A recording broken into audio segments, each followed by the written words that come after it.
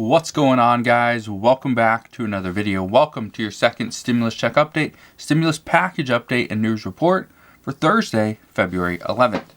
So today we have a lot of stuff to discuss. First, we need to discuss the monthly checks. There's a lot of talk about that, so I want to address that. We're going to talk about the $1,400 stimulus checks. We're going to talk about hazard pay.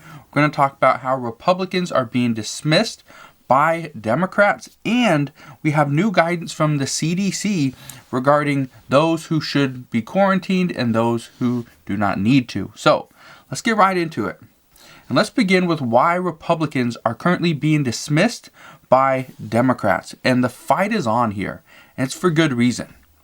President Biden has said since the inauguration that Democrats and Republicans will be working together to pass a bipartisan stimulus package. He was promoting unity ever since he became the president. Now, according to reports, and these are reports not just from this morning, but for the past few days, is that Democratic committees will not let Republicans join and offer any ideas into what they put into their new bill. So, everything that we are seeing right now is being done by Democrats. There's very little Republican insights, very little Republican agendas or priorities in these bills. It's pretty much just all Democrats. And some are saying that, this is true. This is the reason why, Democrats wanted to gain the majority in the House and the Senate and obviously have President Biden in office, is because now they have all the power. Republicans had the majority of the power, when Donald Trump was in office just, a short while ago, and they didn't really get the job done. So now Democrats are saying, so we're going to take it upon us and we're going to do everything we can do in our power to get this job done, to get us out of this pandemic. So we will see. However, President Biden continues to say that he hopes to get a bipartisan deal done and get bipartisan support on this bill. However, whether that is possible or not, currently, we don't know. We do know that Republicans have offered multiple amendments just the other day, and almost every single one of these amendments was rejected. Well, actually, every single one of the amendments I'm going to tell you about has been rejected. So here are a few of the amendments that were proposed by Republicans. And I will address this in just a second as well. First, we have an amendment to redirect $10 billion in transit funding to go towards roads and bridges for a more equitable distribution of funding. This plan was rejected. They also did an amendment to redirect funds to FEMA's Disaster Relief Fund, the DRF, to help with vaccine distribution. Guess what? This was rejected as well. They want to direct more funds toward vaccine distribution to rural and small states. Again, this was rejected. And they also put an amendment out to ensure no Chinese-owned businesses are able to receive funding provided through this stimulus package. This was rejected as well. Now, all these could have been rejected simply because Democrats didn't like the amendment. They didn't like the language. That's fine. However, many are saying that the reason that these were rejected is because Democrats want to write the amendments themselves. I personally agree that yes, this is probably what happened. Democrats like the idea. They do not like who brought up the amendment, a Republican. So, here's the reason why, because they're going to continue to play these political games. We know the midterm election in 2022 is going to be big. This is going to really sway the House and Senate. The House is only a majority Democrats only hold a majority by just a handful of votes. I think it's 12 or something. I don't know the exact number, but something like that. And then the Senate, it's split 50-50.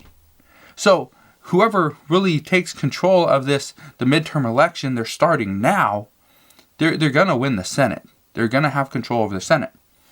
And in the House, it could easily flip. That's a big issue. So, by Democrats rejecting all these amendments, chances are they're just going to go and do the amendments themselves, but that way they can say, no, it wasn't the Republicans that got this bill the way it is because of us. So that's what we're hearing. And now, the monthly checks that so many people have been asking about. Because a lot of people have been saying that this isn't just, here on my channel. I saw on a lot of other people's YouTube channels as well, on mainstream media, on Twitter, on Facebook, everywhere. On social media, it doesn't matter where. A lot of people are saying that there's a monthly stimulus check. It's coming. We're going to see a monthly stimulus check. And the truth of the matter is this.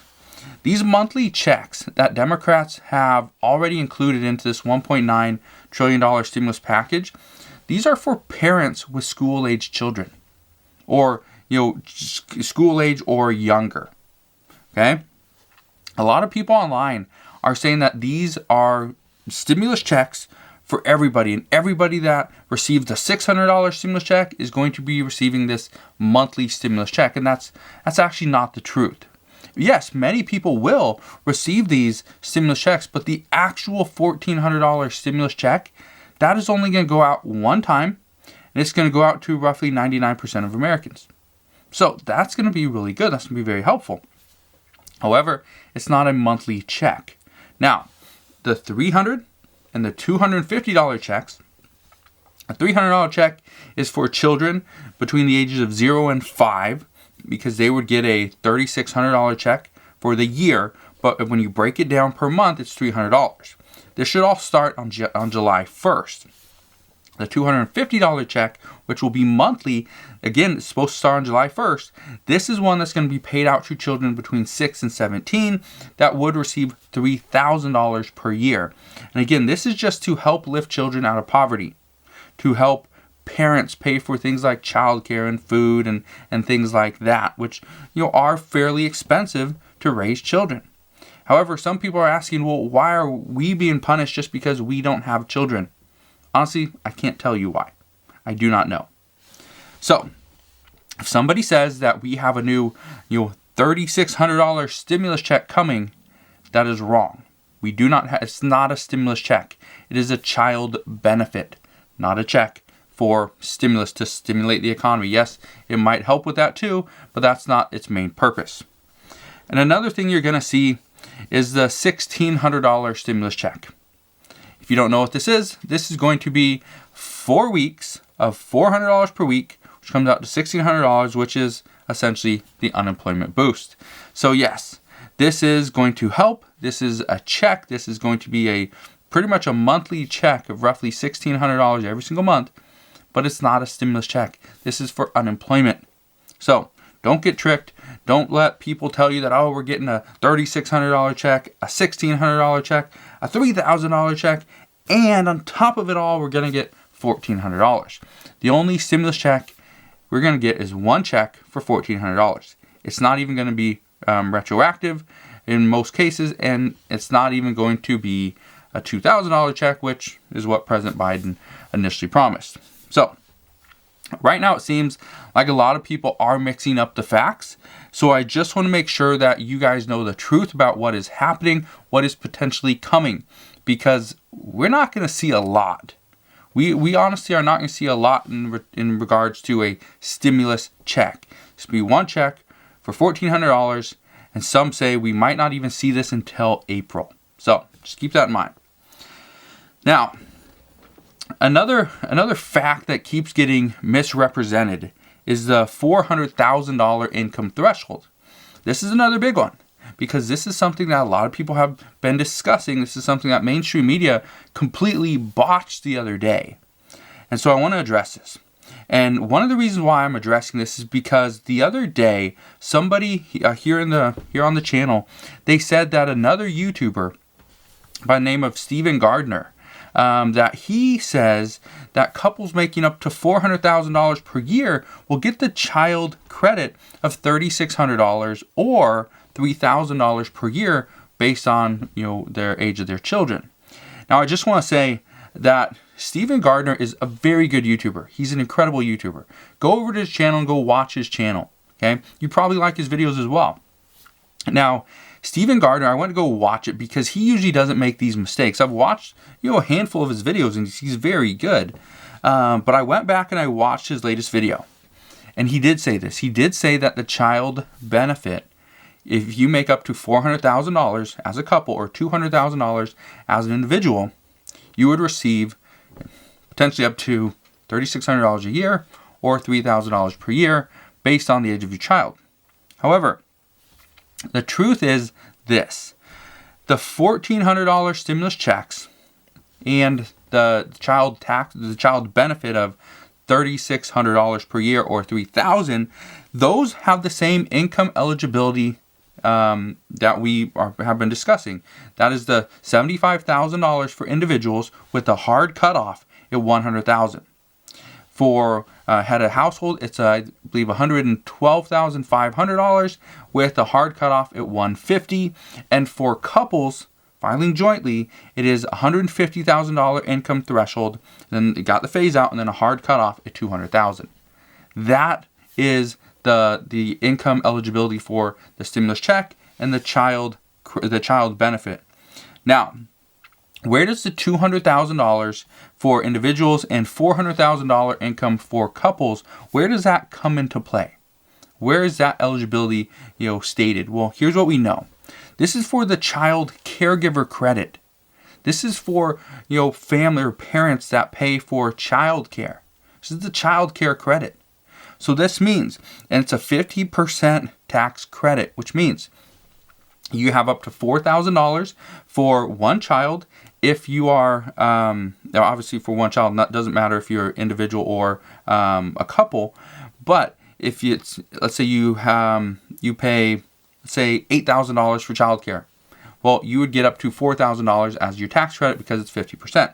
In order to get up to $8,000, you would have to have two children, and you'd have to pay up to $16,000 throughout the year for childcare, and then you'd get reimbursed or credited with a $8,000 child care credit. So that's where the $400,000 income and the $200,000 income come into play. I went back, watched that video. I think just the way Stephen Gardner kind of presented that, I think that's where it kind of got misunderstood. But a bunch of people stated that in my video the other day. So I just wanted to readdress that. I think Stephen Gardner is an incredible YouTuber. He has a lot of great information. Again, go and watch him. I'm not trying to say he was wrong. It was just a mistake, just a simple mistake. He'll probably get it right on the next one. So just go and watch him if you want to. Now, another piece of misinformation that has been spread by mainstream media. Okay, and this is big, and it's kind of upsetting because a lot of people have been thinking they're going to get this, and that is hazard pay.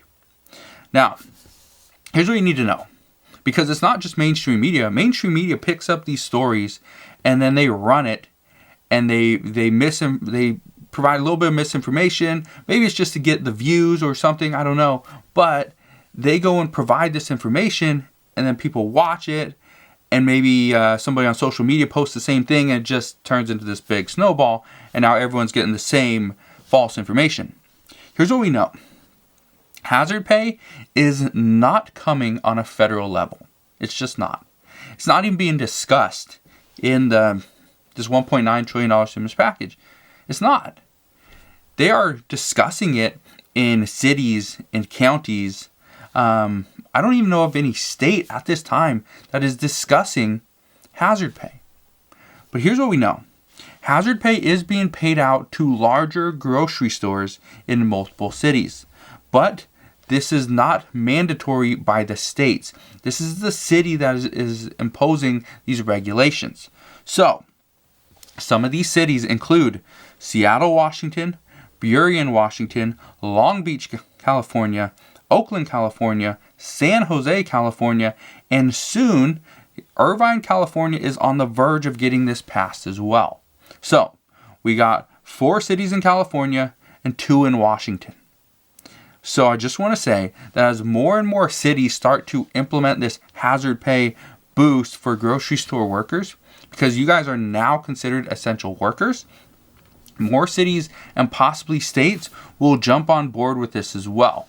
So if you are a grocery store worker, and I believe Walmart employees, pretty much all employees, would be considered a grocery store worker. And I also believe Target, as long as it has a grocery store included in the store, so but was it Target Supercenter, whatever they call them, those would be included as well. Okay, don't quote me on that, but I'm pretty sure that is what they are discussing at this point. So there's still a little bit of a gray area because yes, Target and Walmart are not technically grocery stores, but they do have grocery sections. So that's what we know right now. But if you are a grocery store worker, let's say you work at a Safeway or Kroger or something like that, then you would potentially be eligible for hazard pay, which is like $4 to $5 per hour. And again, you obviously, it's not going to be retroactive. I think whenever it passes, that's when it's going to start. But it's there. They're talking about it. So again, as more and more cities start to enact this policy, I think more are going to jump on board, and then hopefully every state would kind of put this same thing into place. So that's what we're hearing. Now, in COVID-related news, the United States yesterday reported 94,893 new COVID cases and 3,255 deaths, and this was just from yesterday alone. Our 7-day average has been declining, and we are just about to break under 100,000 cases for the past week. This is average per day. I think we're right about 104,000. So, as we continue to decline, things are going to open up, businesses are going to do better, people will not be dying as quickly or as much, which everything would be very good. We also got new guidance from the CDC regarding the vaccination or full vaccination of individuals. If you have received both vaccines, okay, both doses of the COVID vaccine, or if you received just the one, okay, depending on which one you're getting, you have to have the full dose. If you are exposed to somebody that tests positive for COVID, you do not need to quarantine. However, they state that this only goes into effect if you got the final dose at least 2 weeks before you were exposed. If that's the case, then the vaccine should effectively be able to do its job. So that's what we know right now regarding the next stimulus package, the state of the stimulus, the fight amongst Democrats and Republicans, and also COVID. Just want to thank you guys for watching. Hopefully you have a wonderful rest of your day, and I'll see you guys on the next one.